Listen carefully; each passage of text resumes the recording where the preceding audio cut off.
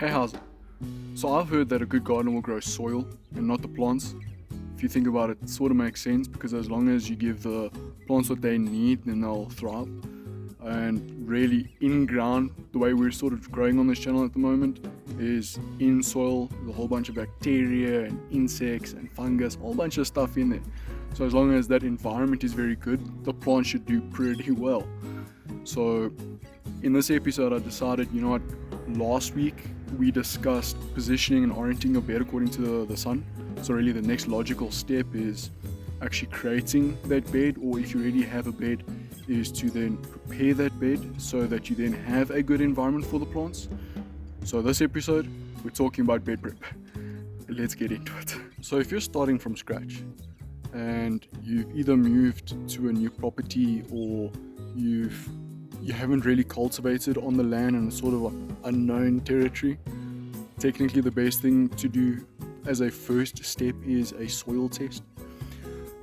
It's not it's not necessary, but it is advised. Okay, so here's the thing. There are two main tests that you essentially want to do. You want to test your soil's pH, so you know what you're working with. In general, most plants prefer an acidic or a slightly acidic to neutral soil. Obviously an overly acidic or an overly alkaline soil is just not good. So in that sort of respect, if you're starting with fresh soil that you've never cultivated in, then you at least want to know that so that you can apply the amendments appropriately.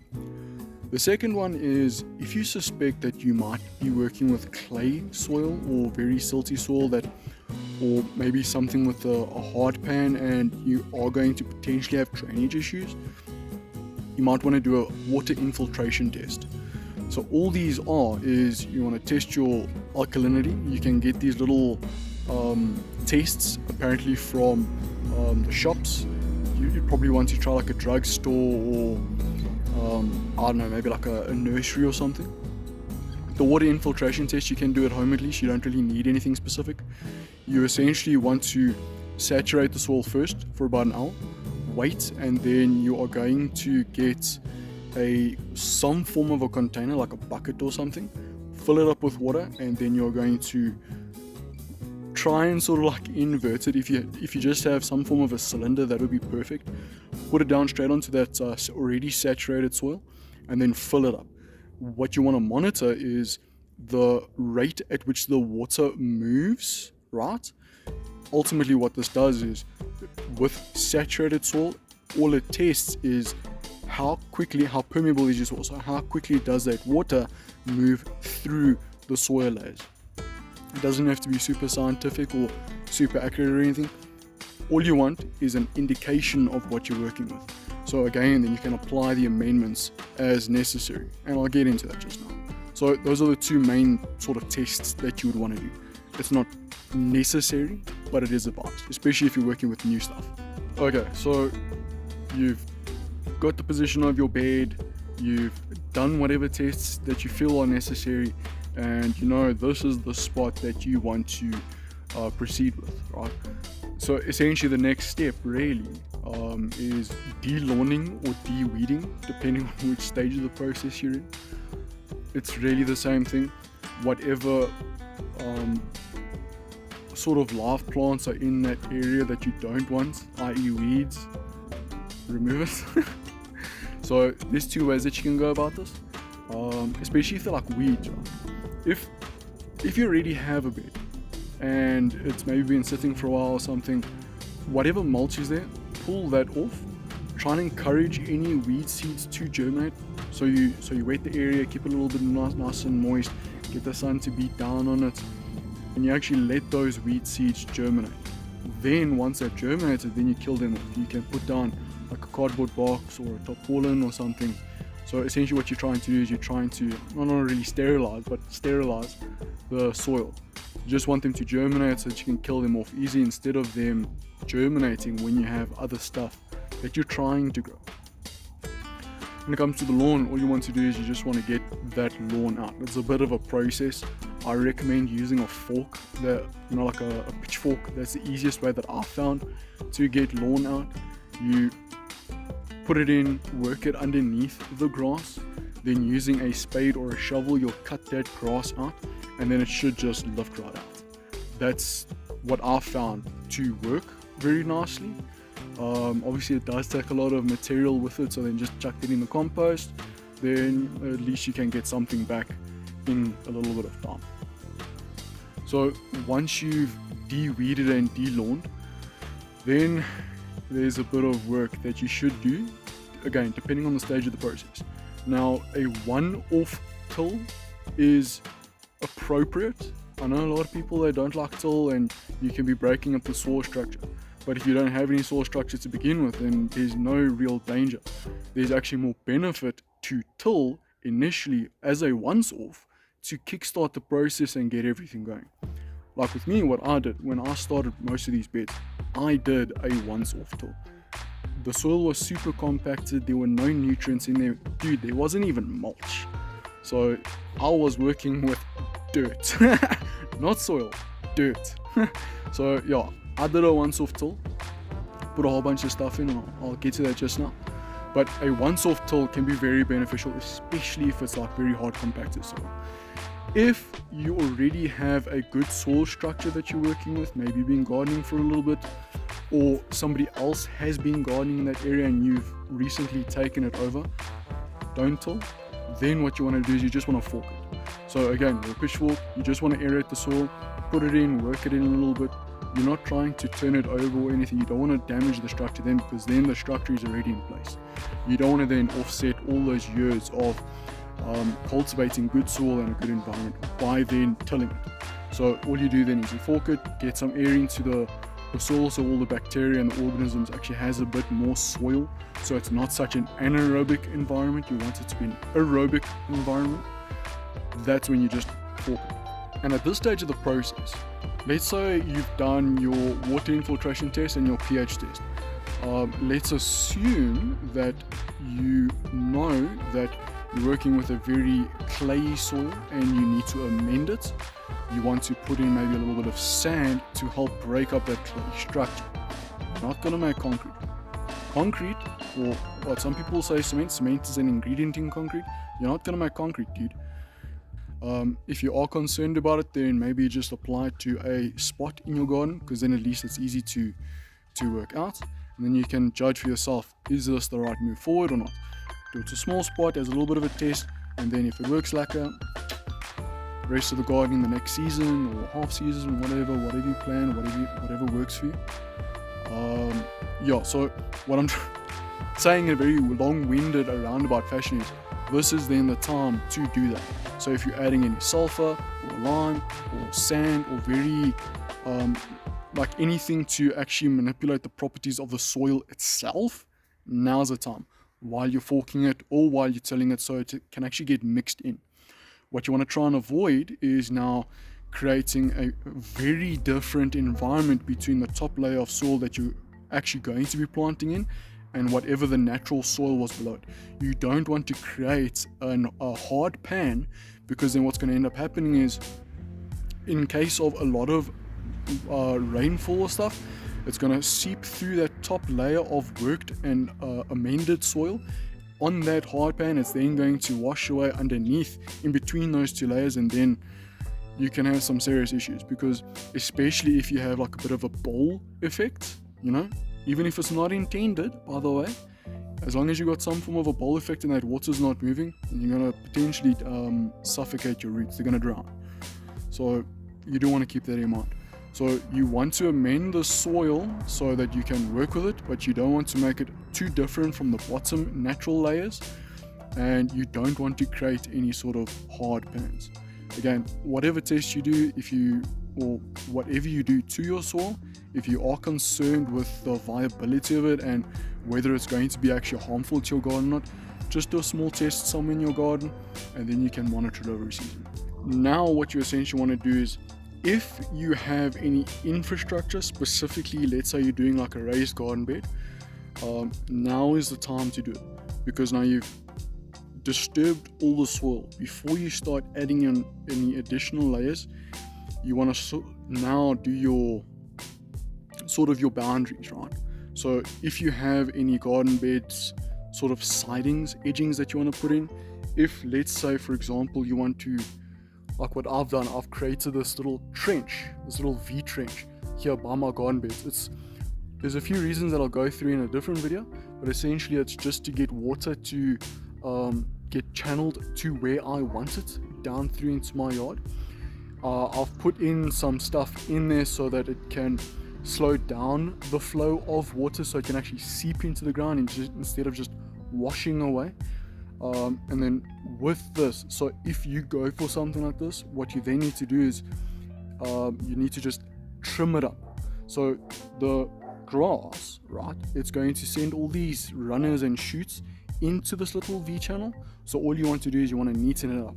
So using a spade, just chop those grass roots out, chuck that into your compost, just clean it out. Any sort of soil that's then washed away in there, you can either sort of bring it out, or you can leave it in there. You can put in some stones or aggregates. What I've done is I've just put in some sticks and stuff to help break the flow of water, but that'll essentially break down over time and create a nice humus that I can then use to apply into the rest of the garden beds, or then plant directly into that. So now is the sort of time that you want to do those sorts of things. Create your edges. If you are then doing like a raised garden bed and you're creating like a hardwood or a softwood edge, build those up, because then the next step is actually putting on any sort of compost and fertilizing amendments. Because now applying the compost, the fertilizer into this area now that you've already tilled or forked, you're going to then essentially be mixing it into the top layer. So now that you've got those sidings or your sort of boundaries in effect, you can just take it off nicely to wherever you need it. You know exactly where you're planting and where you're not planting, so that you then don't put compost and stuff where you're not planting, and you can put it and utilize it in the area that you intend to. At least that's how I recommend you go about the process. What I've done previously in the past is not that. So what ended up happening is I had compost in areas that I wasn't utilizing. So yeah, eventually I just took it out, put it where I needed it, but yeah, it's double work, and you want to try and avoid that. Next step is mulch. I've got a whole video on mulch, and I recommend you guys watch it if you guys need some additional information. But essentially, now that you've got everything in place, chuck some mulch in there. Now we need to protect the soil. So we've done all this work to try and create a good environment for the plants in which to thrive. By adding on a layer of mulch, it's going to now protect all that hard work. It's going to help retain moisture. It's going to prevent the sun from beating down and killing any bacteria and microorganisms on top of the soil, because it's exposed, because now it's not going to be exposed because of that use of mulch. You can go for an inorganic mulch if you like those sort of effects, or what I recommend is you go for an organic mulch that's going to break down over time, because that'll also help to feed back nutrients into the soil. At least that's what I recommend. But everyone has different aesthetic appeals that they want in their garden. They have different objectives that they want to achieve. So whatever you essentially want, you do. It's your garden. You're your designer, so go for it. Okay, so now we've done a lot of work to revamp or get the bed to a place where we can actually start planting. However, before we actually start doing that, there's a few things that we need to still do, and that's in terms of infrastructure. I'm going to have a whole video on infrastructure, but if there's any infrastructure, trellises or pole stakes, irrigation systems, now's the time to apply that. You don't want to do that as you plant. You really can. There's no rules. Do whatever you want, but now is going to be the easiest time for you to do it. And then when you want to plant, then it's already in place, and you'll thank your past self for doing it now. So any infrastructure, gooi it in, get those trellises installed. Your water irrigation, get that installed. Try and keep the water irrigation systems underneath the mulch so that it doesn't get deteriorated from the sun, especially if it's a plastic. If it's a metal irrigation system, let's say you're working with copper pipes or something, then that's not really an issue. In fact, it could look pretty cool if it's suspended in the air on like small trellises, but it really depends on the system that you're using. So infrastructure is then the next thing. Okay, and then just quickly on infrastructure, if your water irrigation system, just keep in mind, especially if you're doing this sort of in winter before the coldest parts of the season, make sure that it's drained, that there is no water in that system. The problem is water expands as it freezes, so then it could actually get your water irrigation system could then pop in very weak spots, or your pipes could then crack because of that expansion, and then again you're going to have leaky pipes. So just keep that in mind. Okay, and just a quick few tips and tricks, I suppose. I don't know what you really want to call them, really quick few considerations. Earlier this year I read an article where a vineyard used daikon radishes to essentially loosen up the soil. So what they did is, instead of tilling or forking or anything, because it's a large scale agricultural vineyard, what they did is they planted a lot of daikon radishes. So what this does is they get a crop, right, an intermediate crop, before planting the actual grapevines. Those daikon radishes, they grow quite large. So what they did is, as they grew and expanded, they essentially pushed open and made all these large openings in the soil that essentially aerates it, not really tills it, but at least breaks that hard compacted structure up for them to then plant in. And then because now they've got this intermediate crop, it helps a little bit with their cash flow. Obviously, as a home scale garden, you don't really have to worry about that. But I thought it was a very interesting application and something that I want to try, I just don't really know where. But I think it could be fun, so you can also consider things like that. If you are working in a, again, new place, maybe it's a little bit compacted, you don't want to fork or you don't want to till, try and plant then some large rooting crops to then break up that soil.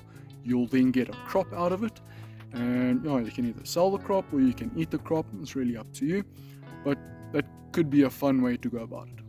Okay, and then in the same vein, once you've done your till or your forking, or even like during or in the beginning, but in this sort of stage, if you are going to be doing any trench composting or you want to create a hugelkultur bed, this is the sort of time that you want to do that. You don't want to essentially do all that work, right? You don't want to fork, compost, mulch, cradle your siding, all that, and then have to dig it back up to trench compost, or to then again re-dig it all up and then put in all the logs and stuff and all the organic matter that you need to create a hugelkultur bed. So you want to do that in the beginning. And then the last thing that I want to quickly just touch on is, if, like for me, right, most of my garden beds now are not going to be utilized during winter. If you have an unfinished compost, you can then apply it either as a mulch or as a compost layer to then break down further over the winter, and then you can utilize other cover crops to then also further break down the compost, or to get some form of a crop in winter, or then you just use it directly straight as a cover crop, something that'll either have a winter kill effect during winter, or that will then survive through winter, and then when you plant in it in spring, then you chop and drop. So just a few ideas, really. I think that's really what it is that you can do apart from all this other bed prep. So that's really all the stuff that you need to do, all the preparation for planting. If you're going to rest your bed over winter, you can still do a lot of the stuff. Then at least it's done, ready for spring, and then all you need to do is germinate your seeds and get going. But there's a little bit of work, a little bit of investment that you need to do if you really want to have a very good productive season. At the same time, if you are stretched for time, there's nothing saying that because you don't do it now, doesn't mean that the rest of the season is going to be a complete train smash. You can always do it as you go along. You can always expand further and do that as you're expanding. Even if it really comes down to a last resort and you want to plant something like now and you haven't done the bed prep, you can still do the bed prep now and plant now. So yeah, gardening is actually kind of forgiving in that respect, but if you're able to put that work forward, then at least you'll benefit later on. So that's my recommendation. So I've also mentioned that the next couple of videos is basically going to be oriented around prep, planning, and all the stuff that you need to do sort of before summer. It's really directed towards beginners. I want to try and help you guys out a little bit, put all the information into all these like small videos to help you guys know where to start. And yeah, that's pretty much the video. If you enjoy hearing me ramble on about random gardening stuff, check out the playlist.